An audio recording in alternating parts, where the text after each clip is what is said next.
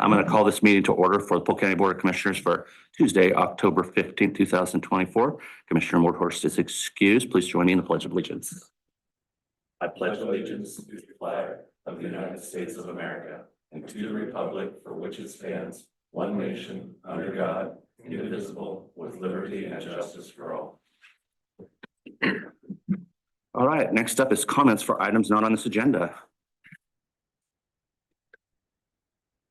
Okay, we have nobody online. All right, next up is approval of the agenda. I move approval. And I will second. All those in favor signify by saying aye. Aye. Aye. Approval of minutes of October 8th. I'll move approval. And I will second. All those in favor signify by saying aye. Aye. Aye. Nesmith Park Cemetery discussion, Mr. Hanson. Yes, as you're aware, back in the last FEMA event we had many years ago now, three or four, 3 or 4, Almost 4 this year. we had some severe erosion in the Nesmith Park area that was threatening the Nesmith Cemetery. We've been in the process of trying to look at options to remediate that issue. I think we've come to a standstill with FEMA, and Mr. Whitaker can probably give us more details, or Mr. Hawkins, on where we are. Yes, so the project proceeding forward, FEMA approved a small project. Can I stop you right there? I'm sorry, but for the record, since the public has no idea what we're talking about, can you give us just a brief description of the event and the what happened that caused this project to come into play? Yeah, so during the 2021 ice storm, there's some large fir trees surrounding Nesmith Park that became heavily laden with ice, and they were leaning out towards the river a little bit. So when they went, they took a whole bunch of bank with them, causing the bank failure to get within, I don't know, it's probably 4 or 5 feet of the corner of the cemetery. And so there was concern that any continuation of that would impact the cemetery. And so the park is an eligible facility for repair, is part of the FEMA's public assistance program. The cemetery is not, because it's privately owned, but the park is, and it was the park that was damaged. And so we wanted to repair the embankment on the park. So what FEMA approved, and what we really wanted to look at was moving the cemetery potentially, because I ran across a project back on the East Coast that was very, very similar, and they found that they could relocate it for 10 cents on the dollar for what it was going to cost for the repair. But we couldn't look at that as an option until we'd looked at all the options to restore it. So the way FEMA's public assistance program works is you figure out how to repair, get it back to its original stability. And then once that's done, then you can look at mitigation options. And so they authorized a small project to investigate alternatives for repair of that stream bank. We hired Shannon and Wilson, gave us a proposal for that. They discounted the soil nail wire mesh alternative, just kind of a preliminary look at it, and off the bat it went out because the soil nails penetrating that bank would create a trespass on the private property that we didn't own. And so while we're working out these issues with how are we going to get permission from property owners that don't exist anymore, how to do that. So they stayed away from that alternative. They stayed away from anything that tied back that created that trespass. They focused on 2 options, which one was a cantilevered buttress where they draw piles down into the ground and then build revetments to hold the wall back. And the other was a sloped riprap protection, more of a conventional thing. We looked at those alternatives. We tweaked them a little bit, asked them to do a little bit more work. And all this stuff was taking a lot of time. It's just a very slow process, and that thing was kind of the bottom of our list. Our first priority was our roads and getting all of that done. So when all of that stuff was taken care of, we started on the park issue. Recently, FEMA took a different approach, and they say that our project is not eligible, which I find problematic. If it wasn't eligible, they should have said that 3 years and $26,000 ago. But that's to stop the project. We can challenge that. Our options are to just accept that, move on, or we can challenge that, and it goes to a committee or some higher authority to be decided on. If that committee or whatever decides that if the project's not eligible, then FEMA said we may have to pay back that money. But if we just accept it, then we don't. And I think that stinks. But I don't know if it's important enough for us to go to battle with them over that. So this is bring up a little bit more. This is a discussion we've had. And I've met with each of you. Last time we had a discussion, we had talked about putting a letter together that was going to be sent. So I don't know where we're at with that or why we're having this discussion today. I'm just curious to know where we're going with that. What letter? And maybe See, Todd wasn't in that meeting.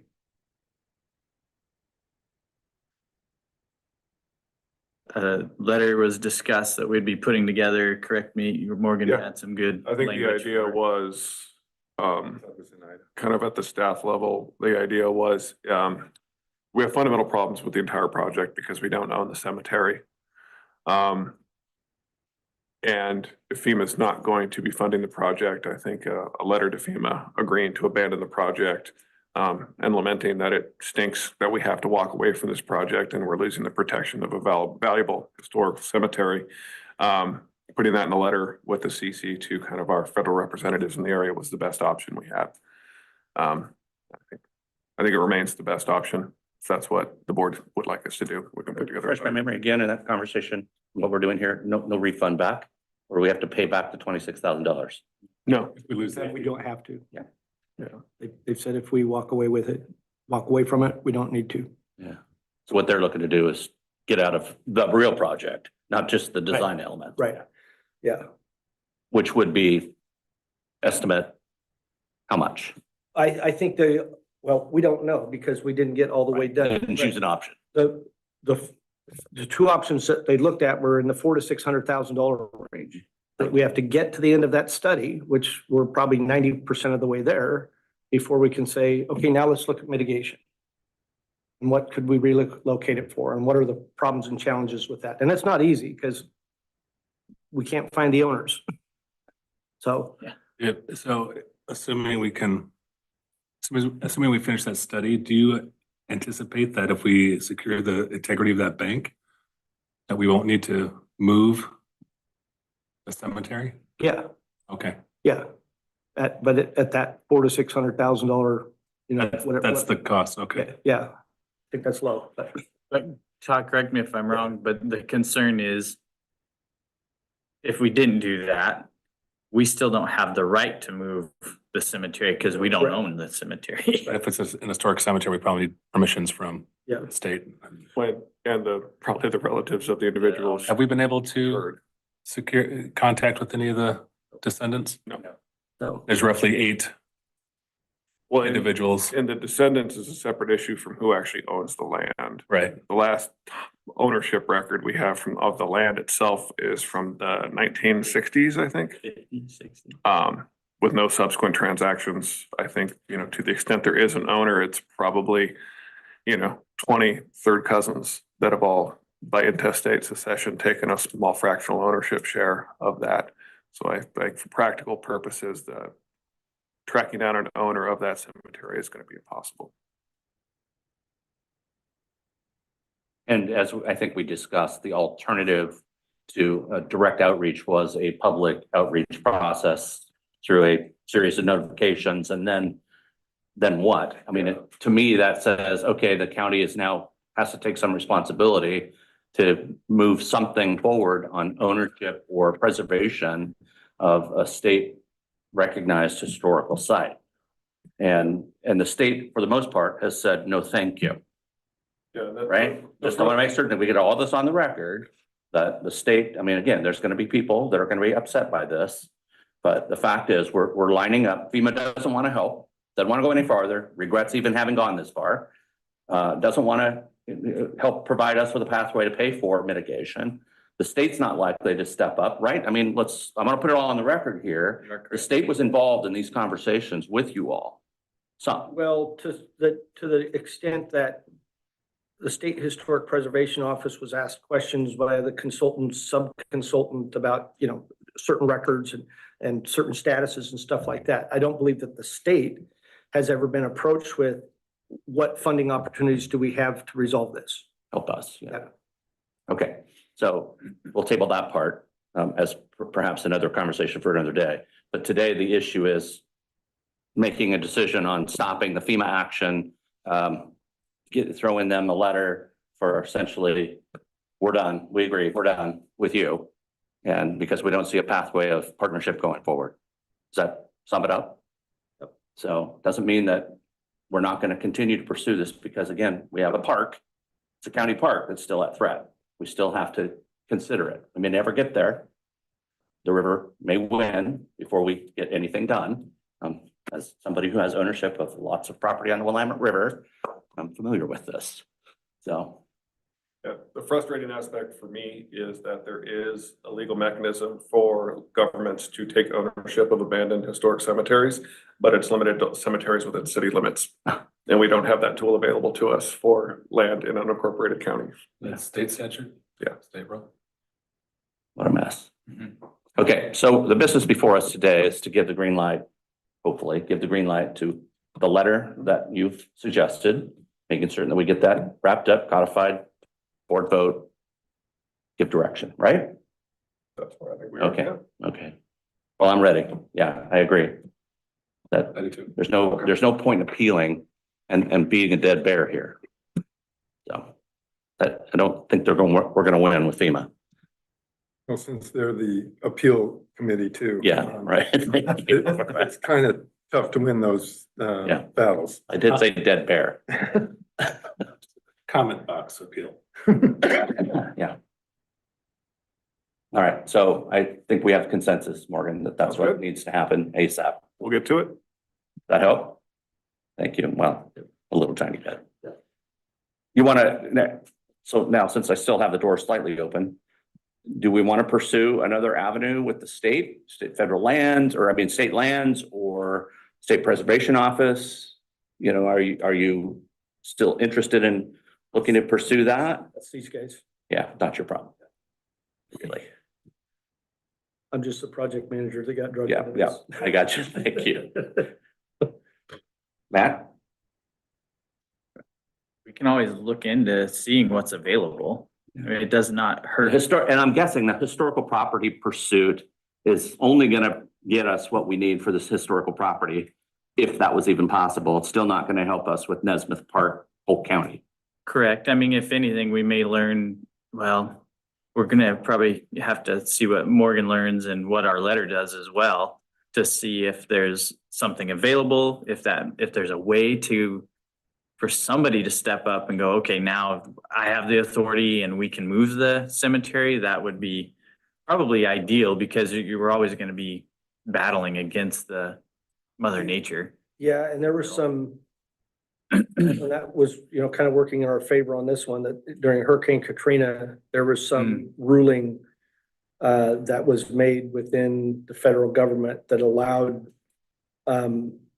these private cemeteries to become eligible. I don't remember the exact language of that, but I think outside of the FEMA programs and that may not exist. So there may be, some conversations you can have with starting a dialogue with SHPO and saying, Yeah. what are you guys aware of for options here? This is a problem that's going to come back. We tried, we did our best, we failed. This is going to come back. What would you suggest is our best approach to resolving this? You're suggesting this with FEMA specifically? What's that? Are you suggesting this conversation with? No, with SHPO. Oh, okay. Yeah. Well, and I mean, again, have you sat down in a conversation with SHPO and state lands or state parks? I know it's not a state park, but I mean, I have. what are the agencies that should be in the room to look at this? I mean, that's our job as local government we recognize there's a problem here. It's not just about the cemetery, it's about the cemetery and the park. And again, it will happen. I mean, that river will erode those banks off. And the more trees that fall, the easier that becomes. So that's the question is what kind of due diligence can we be doing, pursuing, ongoing? It's going to take a long time. It's a lot of extra work, but that's our job and that's our jurisdiction. Yeah, so one thing I would suggest is going in there and taking out some of those trees. And I know I that, knew we were gonna get to this. yeah, that's really gonna, affect Mhm, the quality of that site. mhm. But they do place a load at the top of the bank. The next tree to go will Yeah, potentially take the larger Nesmith stone with it. Is that, what was that? Monument. Monument, thank you. Is that fair to say? Because that's a rather large tree Yeah, sitting, it's the one that was closest to it fell, and I think the other one, my recollection is a little further to the east, but fir tree or deciduous. fir tree. That's not quite as dangerous as the deciduous tree, I suspect, but in weakening the bank, but I'm guessing every tree that falls just provides an access to. Probably worse because your deciduous trees lose all of their foliage, and so they don't collect the same weight of ice. They lose limbs, but they don't, I don't think they topple over as much like the heavy conifers do, which collect all of that. Yeah. So, Yeah, we should research state grants to see if we can offset those costs, since FEMA's not going to. I think it'd be a good idea to start a conversation with SHPO Mhm. and see what ideas they have Mhm. for us and go from there. Well, let's They've get it got- on their red alert. I mean, Yeah, that that's not. to me makes sense. I mean, I think it's safe for us to say, we don't want to be in the cemetery relocation business or ownership. and And then the extra pathways we're talking about here lead us to that. Yeah. And so to try and do this on behalf of a heritage museum or not, sorry, you said museum, sorry, I apologize for that. Cemetery, that at least if somebody from all those families came forward at some point, sometime say, hey, if we accept responsibility, even after the work is done, that's fine. But yeah, I think it would be irresponsible for us to just ignore it. Yeah. so what, I can get a hold of them and another suggestion I just thought of is you may want to have our consultant Shannon and Wilson go ahead and finish the work, Mm. even though that's going to be on the county's dime. I Mhm. can find out how much they have left to finish, Please. but I think it's fairly small. Yeah, I think that's And then right. say, now you've got that, you've got a cost, and now maybe we go ahead and then start they weren't going to look at mitigation. That's not their bailiwick. Their bailiwick is geotechnical. So then we can look at, mitigation alternatives from there, but at least you've got that document that's been finalized. I totally agree with that. And that arms everybody else with some tools for suggestion how we think we should fix it versus dumping it in their lap and say, you figure Yeah. out. And that way the taxpayer funds haven't been essentially wasted. Yes, thank you. Could double as local match, depending on what happens. yeah. All right. So We have- Todd, you'll be able to talk to the consultant. Yep. And then, once we know that, I can dive into conversations with Okay. SHPO. Okay. So the letter we're writing is gonna go to FEMA and it's gonna be CC'd to all your federal delegates. Yeah, I don't see why not. Okay. So you're gonna have to put a lot of history in there and the importance of Nesmith as a citizen, senator, everything, governor of all the things that are on his monument there. So they could put pressure on FEMA, whether that, because we can't. You also probably want to CC your local representatives that represent Polk County. Yep. To get the state options may be available because he is probably one of the most historic figures of early Oregon history. So, May want to include that statutory hiccup that counties are excluded from that. I agree with you, though. Yes, the letter is lengthy. However, no. for the benefit of the audience that we're CCing, we should have that historical context. Yep. And the ultimate statement that we realize as local government, we don't get to just walk away from this. As much as we might like to, we don't. And that we'll still continue to pursue options. But we thought this was what FEMA was for. Well, as Todd That's how I would finish the last sentence. As Todd pointed out, this project we met with FEMA years and years ago.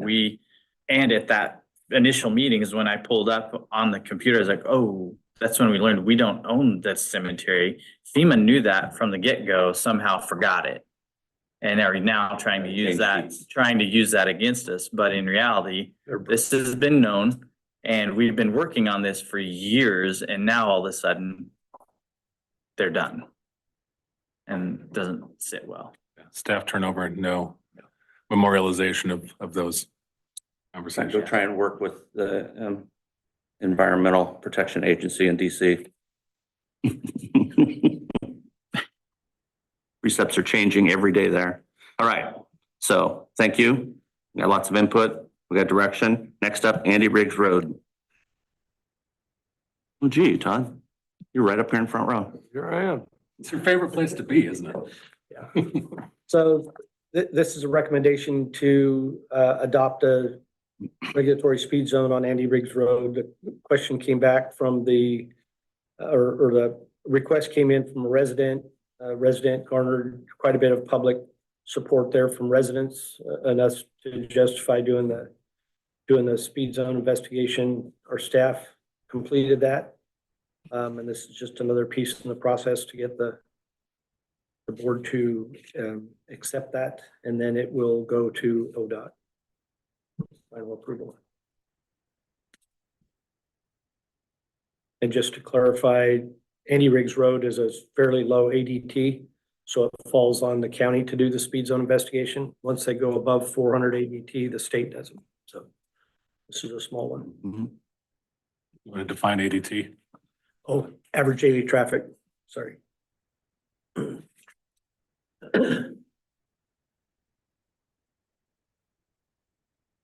You want to be in the hot seat on this one? You want to give me a I'm here. thumbs up or thumbs down? An opinion on what you, Oh, what, yeah, our recommendation is approved. okay. Yeah, it was fairly straightforward, and it yielded results that made complete sense. I think this is a fantastic process. It's the first I've seen this get all the way through. Yeah, they usually get told no, That's right. right from the get-go. That's right. Yeah. Usually Because because of the state, yeah. it defaults to the state. Well, and a lot of times we'll look at something and say, you're not going to get what you want. Because the way the system works is you go measure the speeds and you usually set the speed at the 85 percentile level. And so we will typically, if somebody comes in and, really wants to do it, we'll set a set of counters out there, and we'll get a set of preliminary data that says this is likely the result that you're going to get if we do the full investigation. So do you really want to go through with that or not? They got to put some money towards it up front to do the full investigation. Some of them will be on, roads that are, basic roads that are collectors that, 55 is more of a reasonable speed, but they want it to be 20 or 30 or something. We just can't restrict it that way. It's got to be what the 85 percentile, and ODOT's widened that up a little bit. We can go down a little bit on that now. But my personal philosophy on it is stay with the 85 percentile unless there are some extenuating circumstances that would justify going lower. So that we don't end up with this willy-nilly,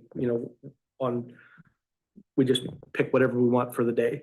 That if there was a known crash history or a fatality or, there's heavy pedestrian traffic, something like that, that would justify it, then look at a lower speed. But this one resulted in 35, and that makes complete sense. 2 dead-end roads. Yeah, which Not completely dead end anymore. people are self-regulating because of other conditions like the single lane bridge, et Right. cetera. Right. That's interesting. Sheriff, do you recall any activities out there? No, that's why In- I'm down here to watch.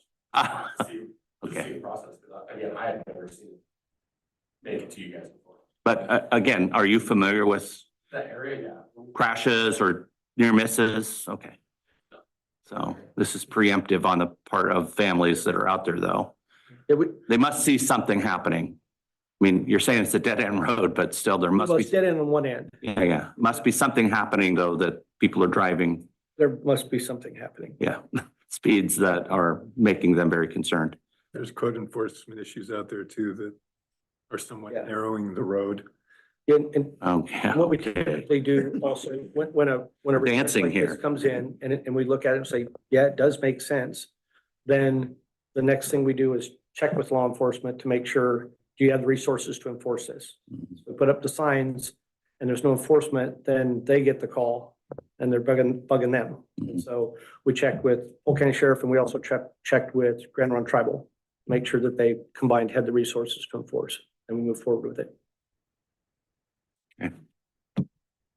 I support this. And if you'd like, we've got a pretty straightforward flow chart that I can send down that kind of shows you what the process is. So, my concern now is, since apparently we've never done this and I don't recall it, as a board member, do we have a formal process we need to go through, Morgan? Just Okay, approval. so a consensus approval is fine. I approve. I approve as well. If you need a motion, I can make a motion, but, He says he does. okay, He doesn't need one. okay. Fine. I'm looking to the guru over there, So so. the next step is it goes to ODOT. They don't really review these anyway. They say they don't Okay. review them, but they. Because that was just about a killjoy right there, what you just did. So, I thought we were past that, but I do want to say one thing. So this is citizen led, Yes, which is great. I'd be curious if there are other avenues to initiate this, whether it's law enforcement or others. Mhm. So- Anybody can Okay. request a speed zone. Okay, The key though is the 400 ADT, key is this, the average daily traffic. average daily traffic. Yeah. So what happens if the average daily traffic at 85% is still a too high a speed for that area? And there's other extenuating circumstances that say, hey, we should probably reconsider. Because it's nice to default to what people are actually doing, but sometimes, That's that second condition that I said, the ODOT, they used to be very rigid about 85th percentile. And now the legislature opened that up. I think you can go down to 55th okay, percentile, which is usually difference between those. Obviously can vary with each one, but sure, what I see is about a 10 mph difference okay, in those. And there's other places, where we get, requests, on an arterial into a city. Right. And, the existing speed is 40 mph and Yep. they want to lower speed limit because people aren't obeying the 40 mph one. Well, if they're not obeying the 40 mph one, they're not going to obey the 30 mph one either. So, yep. and some of those are designed and designated to be a little bit more elevated speed because they're big traffic movers. So, we can't do it on that, but there are still places out there where it makes sense.